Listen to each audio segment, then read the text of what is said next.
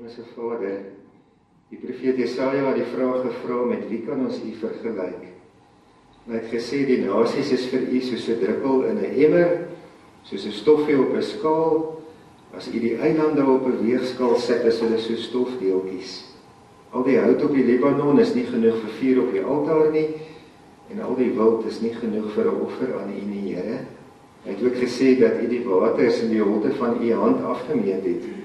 Met die breedte van die hand het u die maat van die hemel bepaal, en met 'n maatemmer het u die grond van die aarde afgemeet, en met 'n skaal die berge en die heuwels geweeg.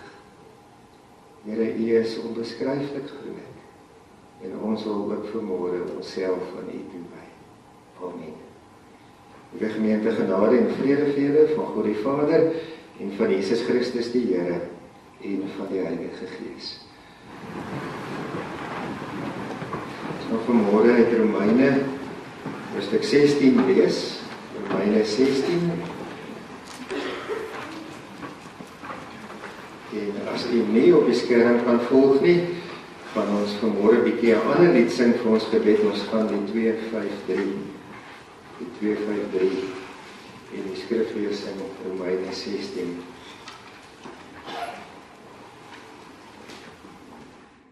Ons gaan net vers 1 en 2 lees. Wat wonderlik is van hierdie gedeelte van Romeine 16, is Paulus was op hierdie stadium nog nie self in Rome nie, en nou skryf hy 'n brief vir die Christene in Rome, en dan noem hy sommer 'n klomp van hulle vir wie hy groete stuur. En die rede daarvoor is, hy het hulle op ander plekke in die Romeinse Ryk al leer ken, so hy het eintlik al die gemeente in Rome persoonlik geken, nog voordat hy self 'n voet in Rome gesit het, soos wat hy die mense op sy reise geleer ken het.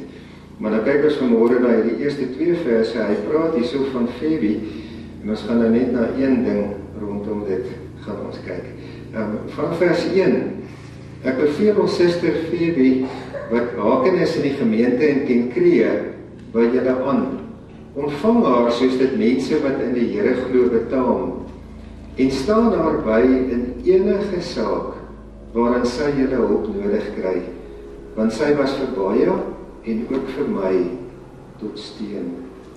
Dit is soveel interessantheid daar, waar hy sê, ontvang haar soos dit mense wat in die Here glo betaam. In die Griek sê hy, ontvang haar soos wat heiliges dit moet doen. Soos wat heiliges iemand sal ontvang, mense wat aan die Here behoort. Goed, ons het verlede week nou begin met wie is ons. Ons het mos die eerste kwartaal wie is God, en die tweede kwartaal wie is ek, en nou wie is ons. Nou, ons gaan nou nog vorentoe die kwartaal, gaan ons uitkom by waar die kerk vandaan kom, die vroeë kerk, en dan die tydperk van groei in die middeleeue, en toe die kerkhervorming. Dit gaan so hier rondom die reformasietyd wees, kerkhervorming Sondag, hervorming Sondag. Gaan ons 'n bietjie kyk na ons identiteit ook, en ons gereformeerde identiteit, en hoekom het die kerkhervormers die kerk hervorm, en wat was die dinge wat dit nodig gemaak het. Maar voor ons daarby gaan kom, net so 'n paar ander, ons het verlede week ons gepraat oor wat is die kerk. Nou daaroor kan 'n mens verskriklik lank praat, maar ons het verlede week ons net na Matteus 16 gekyk, waar Jesus ons praat oor die kerk, en ons het gesê, Jesus praat oor die kerk se fundament, en hy praat oor die kerk se werk, en hy praat oor die kerk se toekoms. Vir die van u wat nou nie hier was nie, net so baie kort om u op hoogte te bring, oor die fundament van die kerk het Jesus gesê, die kerk word op die rots gebou, en die rots is Jesus Christus. Daardie belydenis van Petrus, Here, u is die Christus, die seun van die lewende God. Die kerk is op Jesus gebou. Jesus het mos daai saligspreek, die bergpredicasie afgesluit met die gelykenis van die huis op die rots en die huis op die sand. Die kerk is soos die huis op die rots, op Jesus gebou. Vloedwaters en sterk winde kan aan die kerk ruk, maar die toekoms van die kerk het Jesus mos ook gesê, die magte van die doderyk sal dit nie oorweldig nie. Daar is gemeentes wat hulle deure moet toemaak partykeer. Ek lees op 'n stadium van 'n ander land in die wêreld, noem hulle die syfers, en dan is dit ontstellend, maar dan steek die kerk weer op 'n ander plek op. Dit is soos wat die dominee in Bloemfontein eendag vir my gesê het, die kerk is soos 'n waterorrel. Nou spuit hy hieruit en dan val die water, maar dan spuit hy weer daaruit en dan val hy en dan spuit hy weer daaruit, maar iewerster sal God se kerk altyd aan die gang wees. en aan die werk wees in die wêreld. Maar ons het ons ook gesê dat God vir ons die sleutels gegee het. En nou daai sleutels het ons gesê, kan ons ook so verstaan dat ons beskik oor die goeie nuus, die evangelie tyding. Dat as iemand vir Jesus aanneem, dan word hy gered. En as ek vir iemand hierdie evangelie tyding bring en hy aanvaar dit, word die koninkryk van die hemel vir hom oopgesluit. Ek kan vir hom die geleentheid bied, die sleutel gee om deel te kry aan God se koninkryk. Toe ek en Dobby later by die huis is, ons praat daaroor, want ek het ook ons die voorbeeld gebruik van, as ek nou vir ons buurvrou van Annelie, ons huis se sleutels gee as ek weggaan en vra vir sorg vir my hondjies, dan gee ek haar ook volmag om dit te kan doen, die sleutels te gebruik en in my erf te kom. Toe praat ons daaroor, toe sê Dobby ook vir my, en as Annelie dit nie doen nie, en ons gaan 3 weke weg, dan vrek die hondjies. As sy nie doen wat sy moet doen nie, sy die volmag, sy die toegang, maar sy dit nie doen nie, gaan ons skade ly, as hulle 3 weke nie kos kry nie. Dieselfde met God se koninkryk.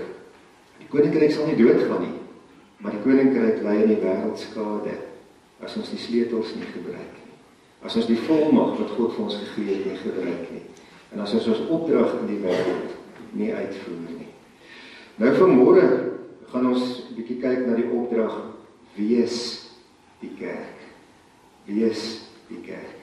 Nou baie mense dink, as hulle by kerk dink, dat dit is nou waarna toe jy 1 keer 'n week gaan.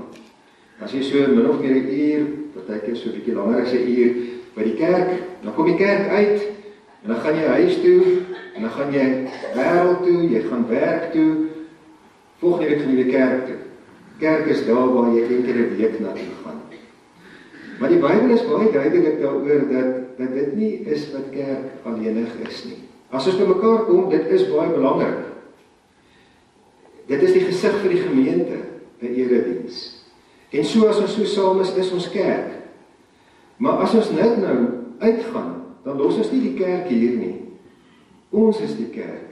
En ons moet die kerk na ons huise toe vat, en na ons werk toe vat, en na die wêreld toe vat, daar waarna toe ons gaan. Daarna toe vat ons die kerk. Want ons is die kerk, dis nie die gebou nie, dis ons as mense. En daarom is dit ook 'n verskriklike belangrike opdrag wat die Here in die Bybel gee, wees die kerk. Ons is dit, en ons moet dit wees. Nou oor hoe dit moet wees om kerk te wees, kan 'n mens jarelank preek. Mens kan stilstaan by die metafore wat Jesus vir die kerk gebruik het. Jesus het byvoorbeeld van die kerk gepraat as Jesus se liggaam. En daaroor kan ons baie lank praat oor, hoe is ons kerk in die vorm van Jesus se liggaam? Jesus het gepraat van ons is sy bruid. Dit sê ook iets van kerk wees, die bruid. Christus is ons bruidegom. Ons behoort aan hom, ons is aan hom toegewy. Jesus het gesê ons is die gebou van God.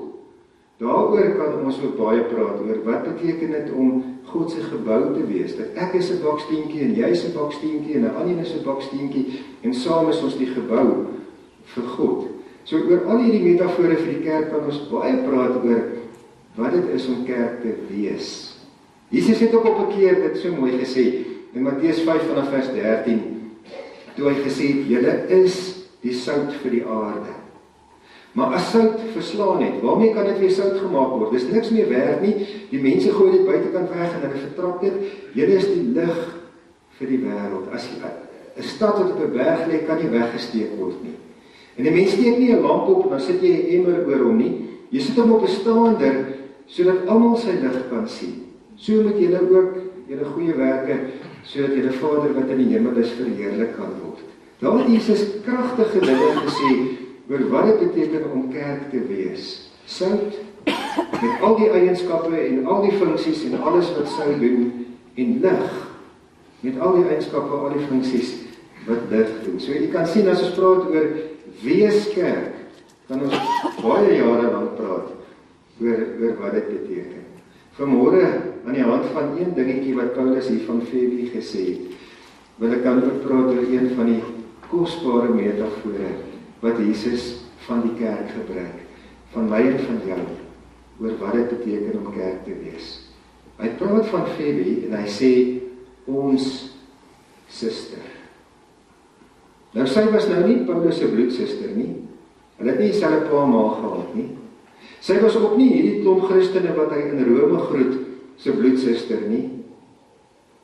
Wat sê hy as hy sê ons suster? Hy sê daarmee dat ons as kerk 'n familie is. Dat ons 'n familie geword het. Een van die tekste in die Bybel wat bitterlik naby aan my hart lê, waarvoor ek baie lief is Hebreërs 2.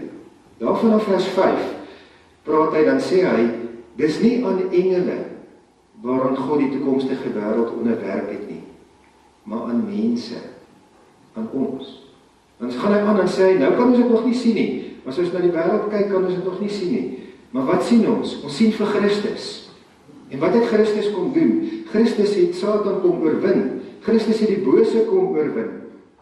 Christus het aan die kruis kom sterwe en in die doodheid opgestaan. So ons sien vir Christus. En dan gaan hy aan, dan sê hy, Johannes mooi, dan sê hy, God wil baie mense laat deel kry aan sy heerlikheid.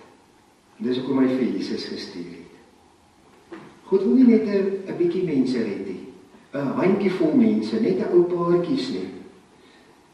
God wil baie mense aan sy heerlikheid laat deel kry. Dis soos 2 Petrus 3 vers 9, toe hulle op 'n stadium gedink het, God stel die vervulling van sy belofte uit, die hemelvaart van dan, die wederkoms vind dan nou nie plaas so gou as ons gedink het nie. Toe skryf Petrus, toe sê hy, God stel nie die vervulling van sy belofte uit, soos party van julle dink nie. Hy is geduldig, want hoekom? Want hy wil nie hê dat iemand van julle verlore moet gaan nie. Hy wil hê dat almal gered moet word. Goed, nou dis net weer terug by Hebreërs 2. Hy wil baie mense laat deel kry aan sy heerlikheid, daarom het hy vir Jesus gestuur. En dan Hebreërs 2 vers 11. Hy wat heilig maak, sowel as die mense wat geheilig word, is almal uit een Vader. En daarom is Jesus nie skaam om hulle sy broers te noem nie. As jy mens mooi gedink oor daai versie, dan slaan daai versie jou asem weg. Om te dink, Jesus is nie skaam om van my te sê, ek is sy boetie nie. Hy is nie skaam om van jou te sê, jy is sy sussie nie. Hy skaam hom nie daarvoor om dit van jou te sê nie. En dan wonder ek partykeer, moet 'n mens nie dalk nog partykeer dan jou eie kop in skaamte laat sak nie. Want hoe baie keer staan ons nie vir die Here nie op nie. Hoe baie keer bly ons stil, hoe baie keer getuig ons nie. Hoe baie keer is ons skaam, is ons huiwerig, terwyl Jesus nie skaam is om van ons te getuig en van ons te praat nie. Hy gaan eintlik nog so eentjie aan en sê hy vanaf vers 15 daar, die mense, die kinders van God oor wie ek hier praat, sê hy, is mense van vleis en bloed. So ek en jy. Mense kan baie trots wees op families.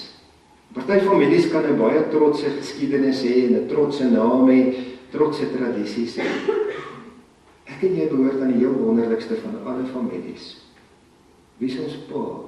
God die Vader. Skepper van hemel en aarde, van alle sienlike en onsienlike dinge, is die Pa van ons familie. Wie is ons ouer broer?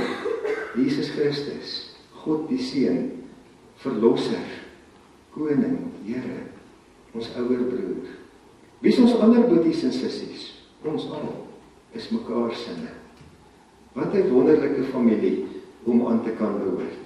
Jesus het partykeer oor, nie net partykeer nie, hy het 'n klomp kere gepraat van dat ons 'n familie is. Een van die tekste, Matteus 12, vers 46 tot 50. Jesus is daar besig en hy praat met 'n klomp mense en dan kom sy ma en sy broers. Maar daar so 'n klomp mense, hulle kan nie by Jesus uitkom nie. Die mense staan vir Jesus so toe. Dit het baie keer gebeur. In Lukas 5 byvoorbeeld ook. Jesus staan op die strand en daar so baie mense dat Jesus moet bietjie terugstaan, maar die mense kom en hulle kom en uiteindelik moet Jesus in 'n skuitjie klim en in die see ingaan, want die mense kom net, hulle drink saam. Of dink maar aan die man wat hulle hierdie dak moet laat sak het. So baie mense en hulle kon nie by Jesus uitkom nie. Selfs sy ma en sy broers kon nie by hom uitkom nie weens die gedrang van die mense. En toe stuur hulle vir Jesus 'n boodskap. Toe sê hulle vir hom, jou ma en jou broers is hier. Nou, Jesus se ma en broers het seker ook maar partykeer gedink, ons moet dan net kyk of hy alright. Want die mense loop so agter hom aan en hy is so altyd besig en hy het so altyd mense om hom. 'n Ma bekommer hom ons maar altyd oor haar kinders. En selfs al is 'n ma se kinders al hoe groot, bekommer bekommer sy haar maar nog steeds oor haar kinders, ontferm sy haar oor haar kinders. Die ma, Maria het ook seker maar so oor Jesus gevoel. Hy is my kind alright. Die mense is so aan mekaar by hom. Sy wil gaan kyk of is hy okay. En dan kom hulle en hulle sê vir Jesus, Here, die moeder en die broer staan hier buite. En toe wys Jesus na sy disippels en toe sê hy, dit is my moeder en my broers. Toe sê hy, elkeen wat die wil doen van my Vader in die hemel, is my moeder, is my broers en is my susters. Dit kom uit Jesus sy eie mond. Ek en jy is sy boeties en sy sissies. In 2 Korintiërs 6 vers 18 skryf Paulus ook, hy sê, God het ons as sy kinders aangeneem. Hy is ons Vader en ons is sy seuns en sy dogters. In Efesiërs 2 vers 19, nadat hy 'n klomp versies gepraat het oor, ons is nie meer ver van God af nie, ons is nou naby God, sê hy, ons is nou in sy huisgesin. En dit is 'n verskriklike belangrike ding wat ons moet verstaan oor kerk wees. Ons is 'n familie. NG Kerk Kanonkop is ook 'n familie. Ons is Jesus se familie. Ons is mekaar se familie. En God is ons Vader. En daarom dat ons mekaar moet lief hê, en mekaar moet bemoedig, en mekaar moet aanvaar, en mekaar moet help, en daar moet wees vir mekaar. Dis die wonderlikste voorreg om aan die Here se familie te behoort. Ek het een keer gelees van 'n ou wat sê, hy stap en daar sit 'n jong man verskriklik in huil, en hy vra vir hom, kom hy lê so, en hy sê toe, was dit Rockefeller, daai verskriklike ryk ou in Amerika, toe sê hy is vanoggend oorlede, toe sê hy, is hy familie van hom gewees? Toe sê nee, ek huil omdat ek nie van hom familie was nie. Want dan gaan hy nie by hom erf nie. Ons behoort aan God die Vader, die wonderlikste familie. As jy dalk onbelangrik voel, of ongeliefd voel, of onseker van jouself voel, of wat ook al, kan jy aan hierdie ding troos. Jy behoort aan die wonderlikste familie wat daar is. Jy die wonderlikste vader wat daar is. Die wonderlikste ouer broer wat daar is. En daarom, Jesus het ons met 'n doel in 'n gemeente gesit. Het jy al opgelet as 'n mens die Bybel gaan lees? Wat was die eerste ding waarvan God gesê het, dit is nie goed nie? Toe God geskep het hy elke keer gesê is goed. Dag 1, goed. Dag 2, goed. Dag 3, goed. Goed. So gaan dit aan. Eerste ding waarvan God gesê, dis nie goed nie. Genesis 2 vers 18, dat die mens alleen is. En daarom het hy ons vir mekaar gegee. Ons is veronderstel om saam te lag, saam te huil, saam te droom, want ons is saam gered. Ons is saam erfgename, ons is saam op pad na ons ewige woning toe. Maar nou wil ek vanmôre so 'n paar tekste nog met u deel. En ons praat van die mekaar tekste. Elke familie het sekere familiewaardes. Partykeer dan sien 'n mens mos so perfek, dan sê hulle, jy's nou hier in my huis en hier is hierdie reëls. Jy's nou by my reëls want jy's in my huis. Elke familie het sekere waardes, sekere reëls, sekere dinge wat hulle doen. Kom ons kyk wat sê die Bybel oor die waardes wat God wil hê Christene teenoor mekaar moet hê. En dit moet die waardes wees van NG Kerk Kanonkop ook, as ons kerk wil wees, soos wat die Here dit bedoel het. Nou, hierdie 12 tekste wat ek nou gaan noem, is nie al die mekaar tekste in die Bybel nie. Daar's nog 'n klomp ander ook, maar hierdie vat 'n groot deel van die kern van die mekaar tekste saam. In Johannes 13 vers 34 en eintlik ook dwars deur die 1 Johannesbrief. Die groot belangrike opdrag, wees lief vir mekaar. Dis nadat Jesus met sy disippels gepraat het en vir hulle gesê het, ek gee vir julle 'n nuwe gebod. Soos wat ek julle lief het, moet julle mekaar ook lief hê.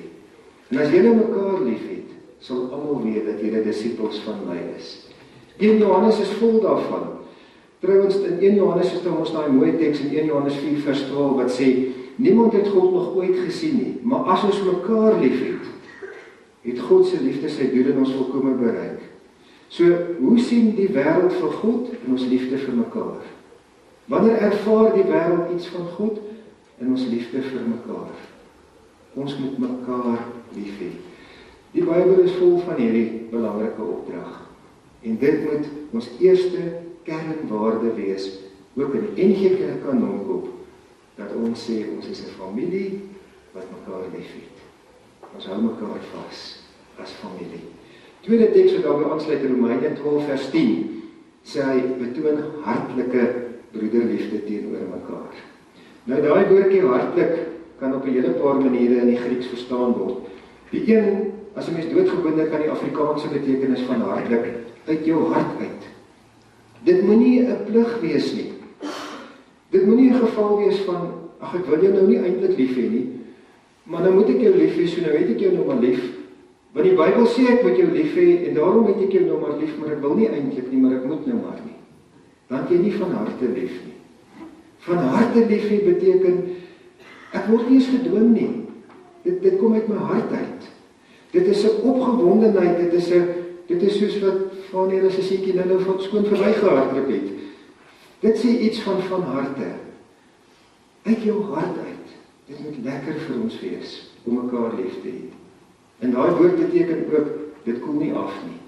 Ek is nie nou vir jou lief en later dan is ek nou nie meer vir jou lief nie. Of later is ek 'n bietjie minder lief vir jou nie. My liefde vir jou moet eintlik altyd meer en meer word. Kanonkop gemeente moet ook geken word aan hartlike broederliefde vir mekaar.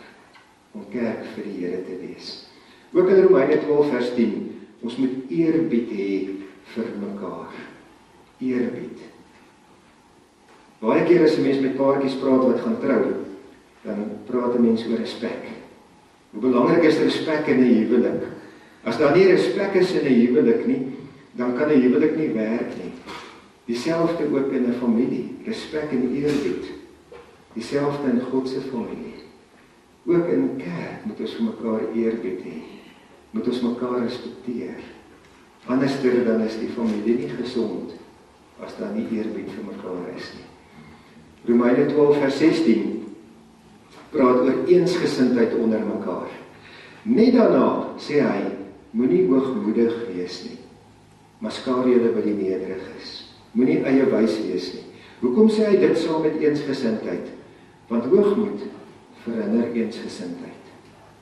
Hoogmoed maak dat die mens nie eensgesind kan wees nie, want hoogmoed maak jou eie wys, hoogmoed maak dat alles moet altyd op jou manier wees, hoogmoed maak dat jy ander nie dien nie, hoogmoed maak dat jy ander nie kan lief hê soos wat jy moet nie, daarom dat hy, direk nadat hy gesê het, ons moet eensgesind wees, dat hy sê, moenie hoogmoedig wees nie, wees nederig, moenie eie wys wees nie. Jesus het ons die voorbeeld van nederigheid gestel, toe hy voete gewas het. En hulle voete was vuil, hulle het die stof geloop gekom, hulle voete was lekker vuil gewees. En Jesus het die skottel gevat en die handdoek gevat en hy begin voete was en toe hy klaar is het hy gesê, dis die voorbeeld wat julle moet navolg. Julle moet mekaar dien. Kanonkop gemeente moet ook daarna opleef. Eensgesindheid en diensbaarheid aan mekaar. Dan is daar in Romeine 14 vers 13 die belangrike stukkie wat sê, moenie mekaar veroordeel nie. Vroeger in daai gedeelte praat hy van hoe mense se opvattinge oor sekere dinge kan verskil. Nou daai tyd het mense oor baie dinge verskil soos vandag ook nog. As jy mens kyk hoe die sinode 'n week lank kan vergader oor 'n ding en nie kan ooreenstem nie, oor baie dinge, daai tyd het hulle ook. Mag jy vleis eet, mag jy nie vleis eet nie. Mag jy vleis eet wat aan 'n afgod geoffer is of mag jy nie? Moet jy op die Saterdag bymekaar kom of moet jy op die Sondag bymekaar kom? Is hierdie dag belangrik of nie? Toe skryf Paulus daar, toe sê hy vir die een is dit so en vir die ander een is dit anders. Maar elkeen moet in sy hart oortuig wees van wat die regte ding is om te doen. En dan gaan hy aan en dan sê hy, en moenie mekaar veroordeel nie. Dit gebeur. Dit gebeur dat mense mekaar veroordeel. Mekaar verdoem, vir mekaar goed skryf en vir mekaar goed sê, wat hulle mekaar verdoem en mekaar veroordeel. Dit moet in die familie van God nie so wees nie. Romeine 15 vers 7, aanvaar mekaar. Nou daarmee saam sê hy 'n belangrike ding, soos Christus julle ook aanvaar het. Moet Christus my aanvaar? Onverwaarlik. Onthou het ons gepraat het oor Romeine 3 vers 20. Ek staan by die deur en ek klop. Het ons gesê, die Here sê nie, maak maak eers skoon en reg en aan die kant, sorg eers dat alles reg is, dan kan jy die deur oopmaak dat ek kan inkom nie. Die Here sê, al is dit nog nie aan die kant nie, en al is dit nog in jou lewe nie reg nie, jy moet net die deur oopmaak. Hy sal inkom en hy sal kom regmaak en hy sal kom uitvee en hy sal kom skoonmaak. Die Heilige Gees sal daai werk in jou. Jou werk is net om die deur vir hom oop te maak. Hy aanvaar jou so. Christus het my, met my sonde, met my foute, met my tekortkominge en vir wie en wat ek is, onvoorwaardelik aanvaar. Hy aanvaar jou ook so.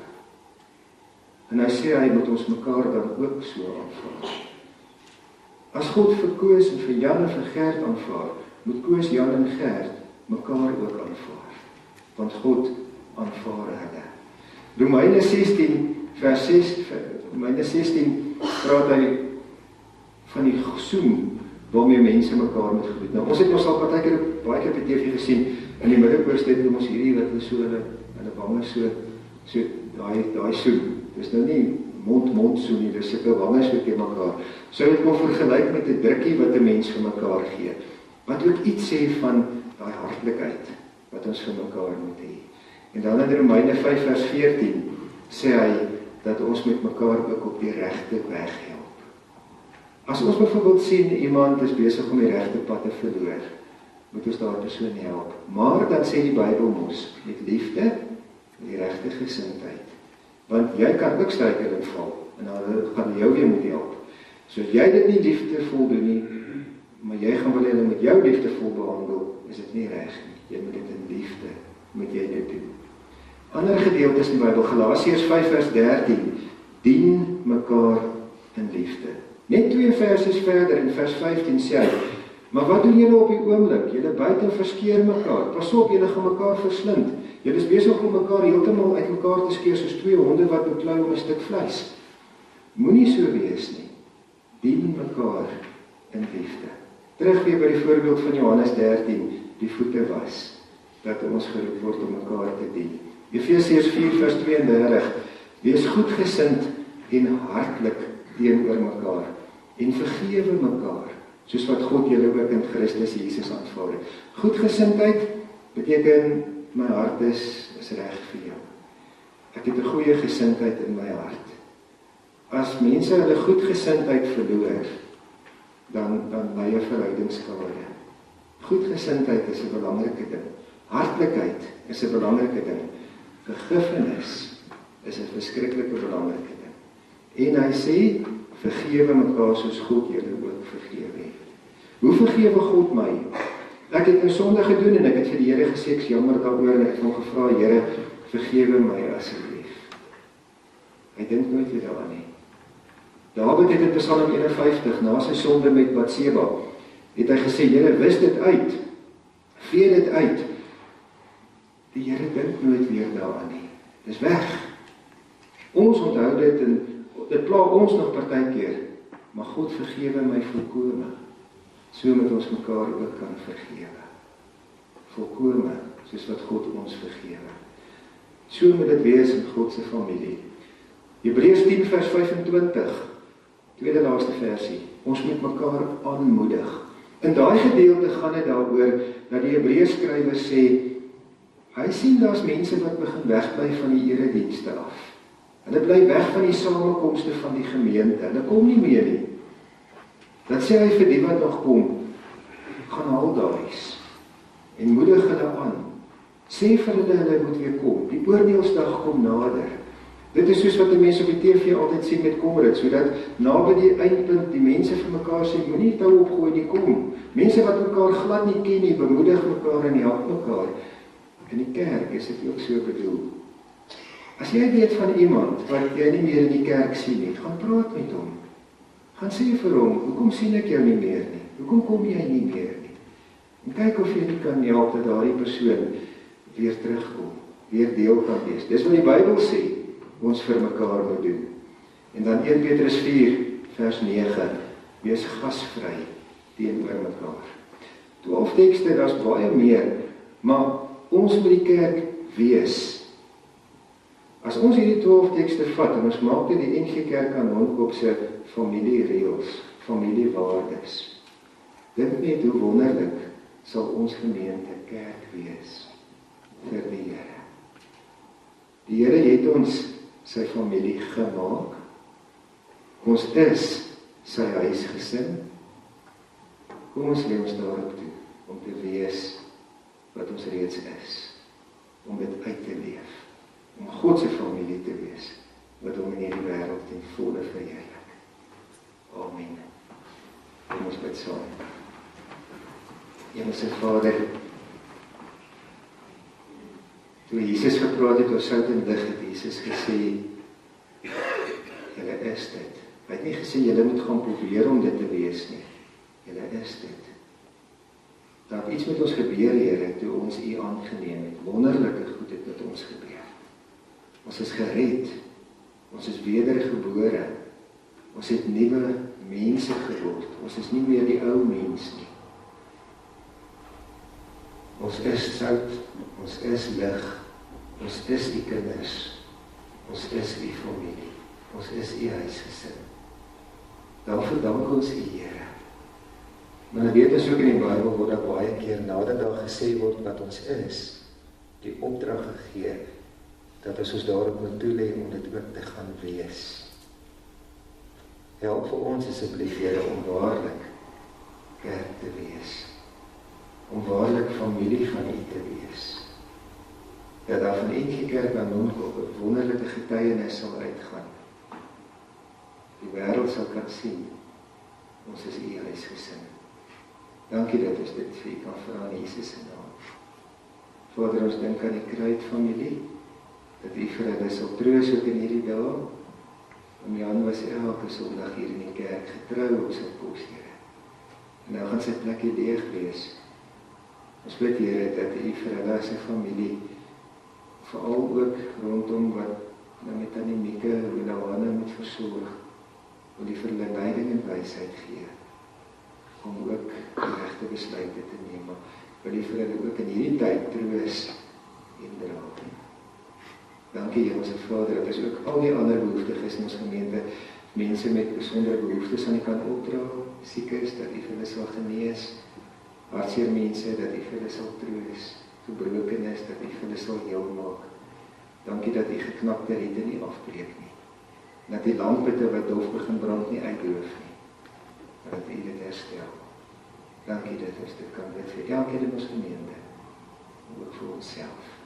Ons bid dit in Jesus se naam. Amen.